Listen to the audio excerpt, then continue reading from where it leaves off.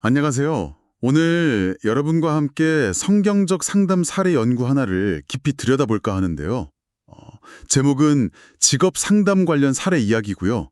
그중에서도 좀 인상적인 제목이죠. 직업 사냥꾼이라는 사례입니다. 네, 직업 사냥꾼. 제목만 들어도 뭔가 좀 불안정한 느낌이 드네요. 맞아요. 오늘 우리가 살펴볼 자료가 바로 이 직업 사냥꾼 사례 연구인데요. 워렌이라는 남성이 주인공입니다. 이 사람이 무려 13년 동안이나 직업을 제대로 유지하지 못하고 있어요. 그래서 가족 부양에도 계속 어려움을 겪는다는 그런 이야기입니다. 13년이면 정말 긴 시간이네요. 그렇죠. 그래서 저희가 오늘 이 분석을 통해서 이런 만성적인 직업 문제나 또 재정적인 어려움 뒤에 숨어 있는 그 복잡한 원인들을 좀 살펴보고 또 제시된 해결책들은 어떤 것들이 있는지 함께 이해해보는 게 목표입니다. 아마 여러분께서도 비슷한 상황을 이해하시거나 혹은 주변 분들을 도울 때 어떤 통찰을 얻으실 수 있지 않을까 기대해봅니다. 네, 분명 도움이 될 만한 내용들이 있을 겁니다. 자, 그럼 먼저 이 사례의 구체적인 내용부터 함께 살펴보겠습니다. 워렌 그리고 그의 아내 플로렌스의 이야기예요. 앞서 말씀드렸듯이 워렌은 지난 13년 동안 한 직업에 오래 머물지를 못했습니다. 네. 아내 플로렌스 그리고 두 딸 셀리하고 로즈가 있는데 이 세 식구를 부양해야 하는데 계속 실패해 온 거죠. 아이고. 상황이 얼마나 심각하냐면 자료에 따르면요. 그 마을 사람들 있잖아요. 거의 모든 사람한테 빚을 지고 있대요. 와, 마을 전체의 빚이라니 이건 정말 심각한데요. 네. 예전에는 그래도 좀 기댈 곳이 있었어요. 아내 플로렌스의 아버지가 몇 번이나 금전적으로 도와주셨거든요. 파산 직전에 구해준 거죠. 아, 장인어른께서? 네. 그런데 마지막으로 도와주실 때는 아주 단호하게 말씀하셨대요. 다시는 안 된다. 이번에도 못 버티면 그냥 가라앉아라. 이렇게요. 장인어른도 오죽했으면 그러셨을까요? 그게 벌써 6개월 전 일이라고 합니다. 그러니까 이제 정말 기댈 곳이 없어진 거죠. 네, 완전히 재정적인 안전망이 사라진 상태라고 봐야겠네요. 그런데요. 마침 그때쯤 워렌과 플로렌스 부부가 기독교인이 되었고요. 또 워렌이 큰 인쇄회사 배송부서 책임자라는 꽤 괜찮은 새 직장을 얻게 됐어요. 오, 그럼 뭔가 좀 변화의 계기가 될 수도 있었겠는데요? 네, 잠시 좀 희망이 보이는 듯했죠.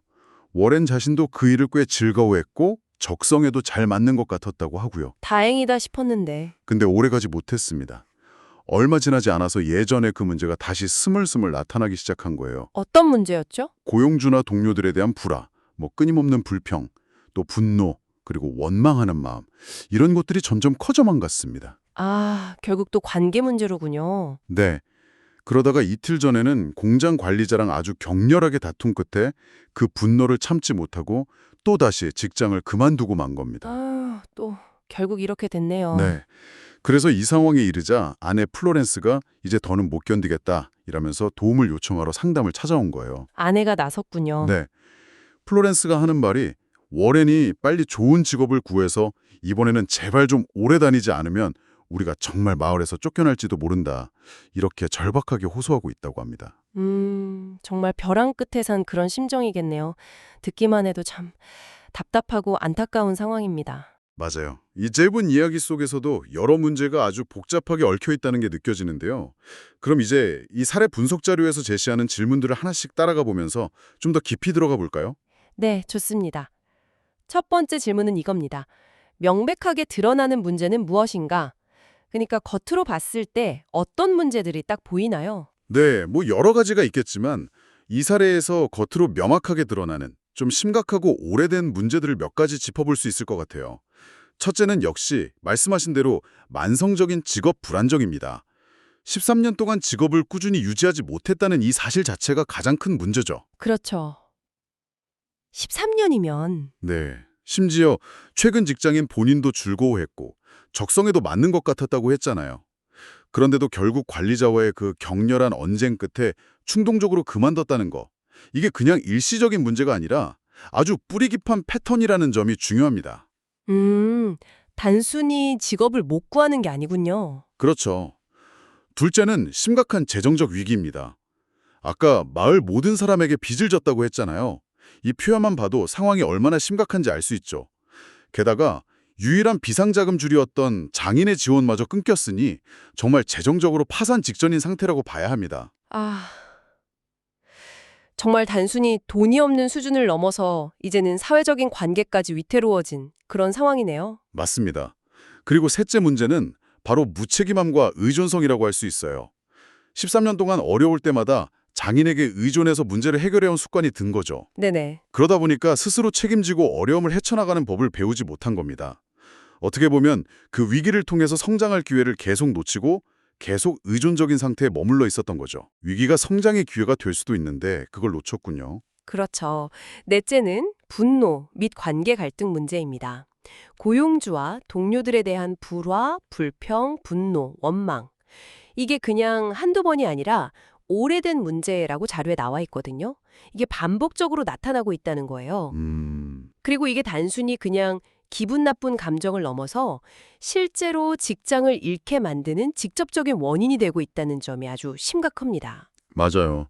결국 분노 때문에 직장을 그만뒀으니까요. 네.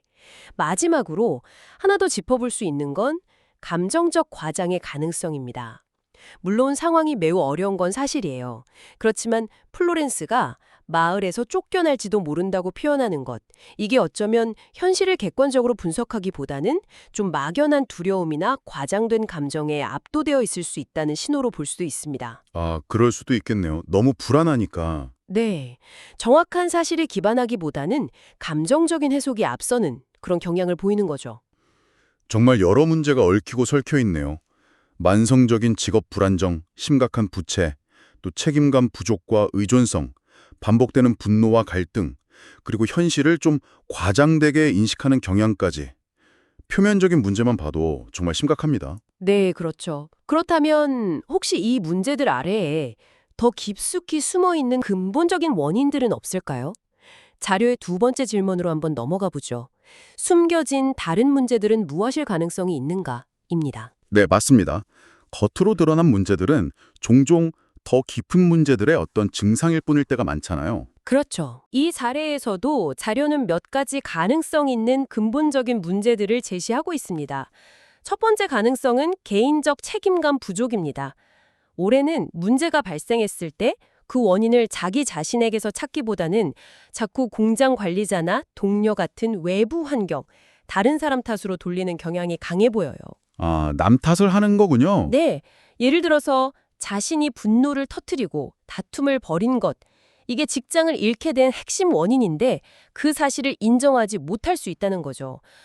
관리자가 나를 부당하게 대했어. 나던가 동료들이 나를 음해했어. 뭐 이런 식으로 생각할 가능성이 높습니다. 자기 잘못이 아니라 그렇죠.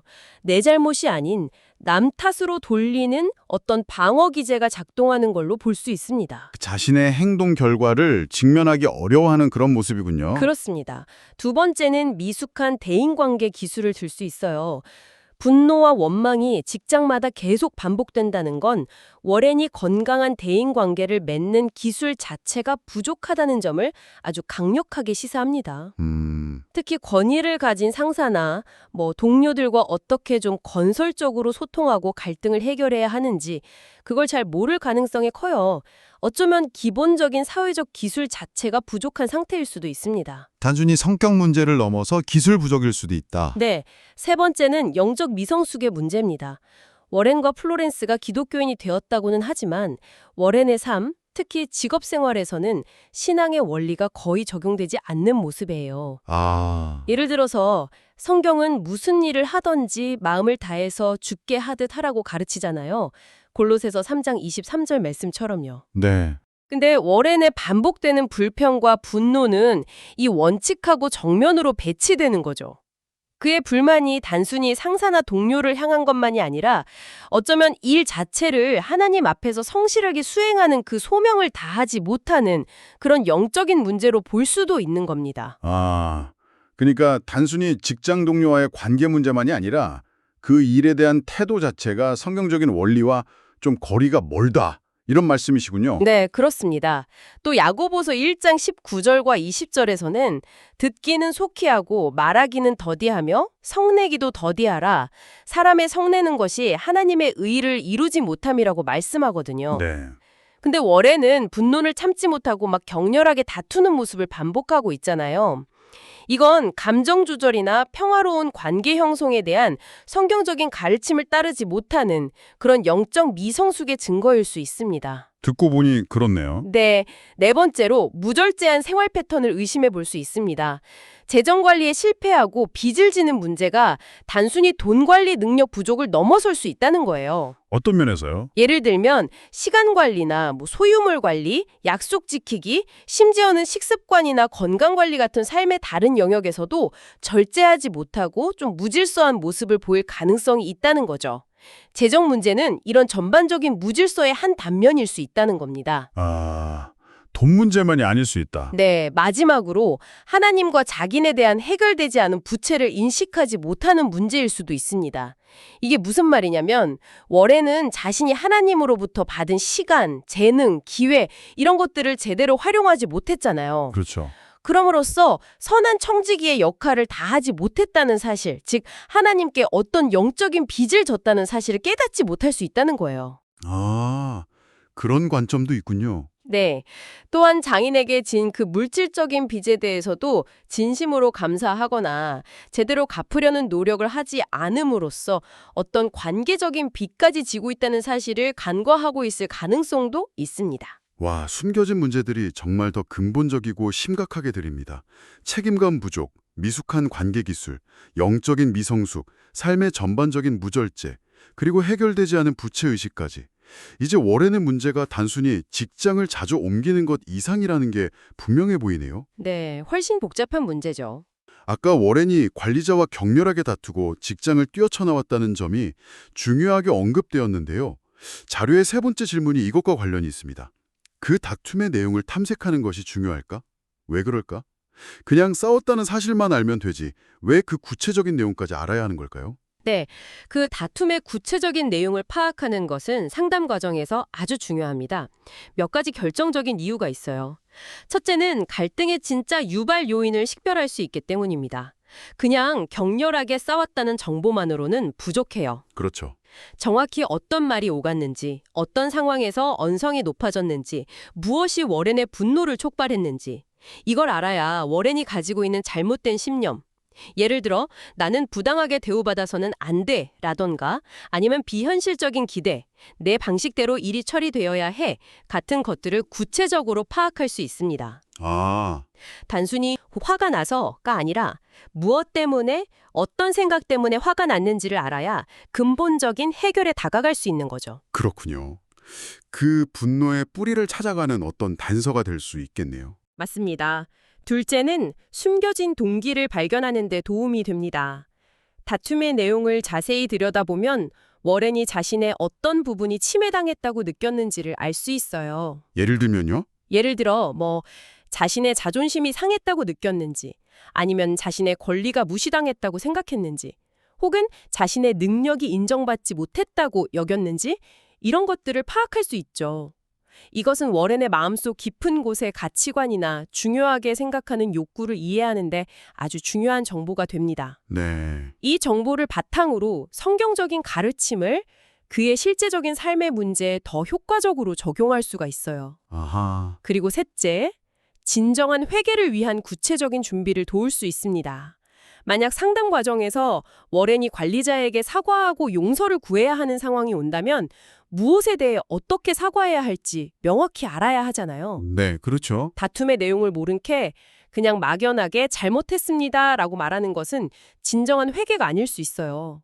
어떤 말을 하고 어떤 행동을 한 것이 잘못이었는지 구체적으로 인식하고 인정해야 변명하거나 책임을 회피하지 않고 진심으로 사과할 수 있습니다. 상담 과정에서 혹시 역할극 같은 걸 통해서 사과를 준비시킨다고 할 때도 이 구체적인 내용 파악이 필수적입니다. 아, 단순히 싸웠다는 사실 확인을 넘어서 그 내용 자체가 워렌의 내면을 이해하고 또 실제적인 변화를 이끌어내는데 아주 핵심적인 정보가 된다는 말씀이시군요. 이해가 됩니다. 네, 바로 그겁니다. 자, 그럼 네 번째 질문으로 넘어가 보겠습니다. 13년 동안 비슷한 문제가 반복되었다면 분명 어떤 고착된 패턴 같은 게 있을 겁니다. 어떤 패턴이 존재할 수 있는가? 이 질문에 대해 자료는 어떻게 분석하고 있나요? 네, 13년이라는 긴 시간은 워렌의 삶의 몇 가지 아주 파괴적이고 또 스스로를 강화하는 악순환의 패턴이 깊이 자리 잡았음을 보여줍니다. 마치 굴레처럼 벗어나기 힘든 그런 주기들이 반복되는 모습이죠. 어떤 주기들인가요? 첫 번째는 아주 명확한 직업 주기 패턴입니다. 월에는 직업을 구해요. 처음에는 잘 적응하는 듯 보이다가 시간이 지나면서 점차 동료나 상사에 대한 불만, 분노, 원망 같은 것들이 쌓입니다. 네. 결국 이것이 어떤 임계점을 넘어서 격렬한 언쟁으로 폭발하고 스스로 직장을 그만두거나 혹은 해고당해요. 그리고 다시 새로운 직업을 찾는 과정이 반복되는 거죠. 13년간 이 틀에서 벗어나지 못한 겁니다. 계속 같은 레퍼토리네요. 그렇죠. 두 번째는 재정주기 패턴입니다. 직업을 잃거나 불안정하니까 당연히 재정적 위기에 직면하겠죠. 그렇죠. 그러면 과거에는 장인에게 도움을 요청했습니다. 장인이 도와주면 위기를 잠시 모면하지만 근본적인 재정 관리나 생활 태도의 변화 없이 다시 무절제하게 생활하다가 결국 또다시 재정적 파탄 상태에 빠집니다. 도움받고 임시방편으로 넘기고 또 무절제하게 살다가 다시 위기 오고 또 도움받고 이 악순환이 반복된 거죠. 장인의 주원이 끊긴 지금은 이 주기가 더 위험한 상태라고 할 수 있습니다. 정말 하나의 문제가 다른 문제로 계속 이어지는 그런 연쇄적인 패턴이군요. 그렇습니다. 세 번째는 책임 회피 주기 패턴이에요. 문제가 발생하면 그 원인을 찾고 외부 요인 탓으로 돌려요. 직장 상사, 동료, 빚, 돈 부족 이런 것들 탓으로요. 네. 나는 피해자다라는 인식을 계속 유지하면서 자신의 잘못된 선택이나 행동, 태도에 대한 성찰은 피하는 겁니다. 진정한 회개나 변화의 기회를 스스로 차단하는 패턴이죠. 안타깝네요. 마지막으로 상호위존성 패턴도 보입니다. 아내인 플로렌스가 워렌의 문제를 해결해 주려는 어떤 중재자나 구원자 역할을 반복적으로 해왔을 가능성이 높다는 거죠. 아내가요? 네, 이번 상담 역시 워렌 스스로 문제 해결의 필요성을 느끼고 주도적으로 찾아온 것이 아니라 아내 플로렌스가 절박하게 도움을 요청하면서 데리고 온 상황이잖아요. 맞아요. 이것은 워렌이 자신의 문제에 대해 주체적으로 책임지기보다는 다른 사람, 이번에는 아내에게 의존하려는 경향이 있음을 보여줍니다. 또 반대로 플로렌스 역시 워렌의 문제를 대신 해결해 주려는 그런 행동이 결과적으로는 워렌의 성장을 좀 가로막는 역할을 했을 수도 있습니다. 서로에게 좋지 않은 패턴이네요. 네 가지 패턴 모두 정말 심각하게 얽혀 있는 것 같습니다. 직업, 재정, 책임 회피, 그리고 관계에서의 의존성까지. 이 패턴들을 깨지 않으면 워렌과 그의 가족은 계속 고통받을 수밖에 없을 것 같아요. 네, 맞습니다. 변화가 절실하죠. 자, 이제 이 모든 분석을 바탕으로 좀 실제적인 도움으로 나아가야 할 텐데요. 마지막 5번째 질문입니다. 상담받는 사람에게 어떤 종류의 과제를 내줄 수 있는가? 만약 당신이 이들을 돕는다면 어떤 구체적인 행동을 제안할 수 있을까요? 네, 분석만으로는 변화가 일어나지 않죠. 실제적인 행동 변화를 위한 구체적인 과제가 필요합니다. 자료에서 제안하는 과제들은요, 워렌과 플로렌스가 더 이상 현실을 외면하지 않고 그 냉혹한 재정 상황과 워렌의 잘못된 관계 패턴, 그리고 과거의 잘못에 대한 책임을 정면으로 마주하도록 돕는 데 초점을 맞추고 있습니다. 현실 직시군요. 네, 모호함 대신 구체적인 사실과 행동으로 나아가도록 하는 거죠. 먼저 워렌과 플로렌스 부부가 함께 해야 할 과제가 있습니다. 바로 재정 데이터 수집입니다. 재정 데이터요? 네, 두 사람이 같이 앉아서 현재 누구에게 얼마를 빚지고 있는지, 매달 필요한 최소 생활비는 얼마인지, 수입은 전혀 없는 상태인지 등등 모든 재정 상황을 아주 정확하고 상세하게 목록으로 작성해야 합니다. 마을에서 쫓겨날지도 모른다는 그런 막연한 두려움 대신에 구체적인 숫자를 통해서 현실을 직시하고 또 앞으로 예산을 세우기 위한 기초를 마련하는 것이 목적입니다. 현실을 정확히 파악하는 것부터 시작해야 한다. 중요한 지점이네요. 그렇습니다. 다음으로 워렌 개인이 해야 할 과제인데요. 이건 주로 회계와 책임 있는 행동에 초점을 맞춥니다. 첫 번째는 책임 인정 역할극 준비입니다. 워렌은 직장을 그만두게 된 직접적인 계기, 즉 공장 관리자와의 그 격렬한 언쟁에 대해서 온전히 자신의 책임을 인정하고 진심으로 사과하기 위한 준비를 해야 합니다. 사과 준비요. 네, 자신이 구체적으로 어떤 말을 하고 행동했는지 돌아보고 변명 없이 자신의 잘못을 인정하는 그 사과의 내용을 글로 직접 작성해보고 또 말로 연습하는 겁니다. 이것은 진정한 회개를 연습하고 나아가서 관계 회복과 배상을 위한 첫걸음을 준비하는 과정입니다. 그냥 사과하는 게 아니라 준비를 해야 하는군요. 네, 두 번째는 구직계획 수립 및 실행입니다. 월에는 현재 실직 상태잖아요. 근데 이것이 그냥 나태함으로 이어지지 않도록 자신의 현재 직업을 풀타임 구직자로 정의해야 합니다. 아, 직업이 구직자다. 네, 즉 하루 8시간 주 엿새 동안 적극적으로 일자리를 찾는 것이 당신의 일입니다. 라는 인식을 갖고 구체적인 구직 활동 계획을 세우고 실천해야 한다는 거죠. 이는 즉각적인 훈련을 통해서 책임감 있는 노동윤리를 다시 세우고 현재 상황에 좀 더 능동적으로 대처하도록 돕기 위함입니다. 실직 상태를 쉬는 시간이 아니라 새로운 일로 정의하는 거군요. 아주 실제적인 접근이네요. 네. 그리고 워렌과 플로렌스가 다시 함께 해야 할 과제가 또 있습니다. 바로 배상 제한 계획입니다. 배상이요? 누구에게요? 특히 오랫동안 재정적으로 의존해왔던 장인에게 진 빚에 대해서 구체적인 상환 계획을 세워서 제한해야 합니다. 예를 들어서 매주 $30씩이라도 꼭 갚겠습니다. 와 같이 현재 상황에서 실현 가능하고 진정성 있는 계획을 함께 논의하고 글로 작성해서 장인에게 전달하는 겁니다. 장인 어른께? 네. 이는 과거의 잘못된 의존성에 대한 책임을 인정하고 관계 회복을 위한 실질적인 노력을 시작한다는 그런 의미가 있습니다. 의미가 크네요. 마지막으로 워렌 개인이 해야 할 영적인 과제입니다. 청지기 직분 묵상인데요. 청지기 직분? 네. 매일 마태복음 25장에 나오는 달란트 비유 있잖아요. 그 비유를 읽고 묵상하도록 권하는 겁니다. 여기서 청지기 직분이라는 건 단순히 돈 관리를 넘어서요. 하나님의 각자에게 주신 모든 자원, 시간, 재능, 건강, 기회, 그리고 재물까지 포함해서 이런 것들을 그분의 뜻대로 책임감 있게 관리하는 역할을 의미합니다. 아, 모든 것을 포함하는 거군요. 네. 마태복음 25장의 비유는 주인이 맡긴 달란트, 즉 재능과 자원을 어떻게 사용했는지에 따라서 칭찬받거나 책망받는 종들의 이야기를 통해 바로 이 청지기의 책임에 대해 아주 강력하게 이야기하고 있죠. 그렇죠. 워렌이 이 비유를 묵상하면서 하나님께서 자신에게 주신 능력과 돈에 대해 선하고 충성된 종이 된다는 것이 무엇을 의미하는지 깊이 생각하고 자신의 삶을 돌아보도록 돕는 것입니다.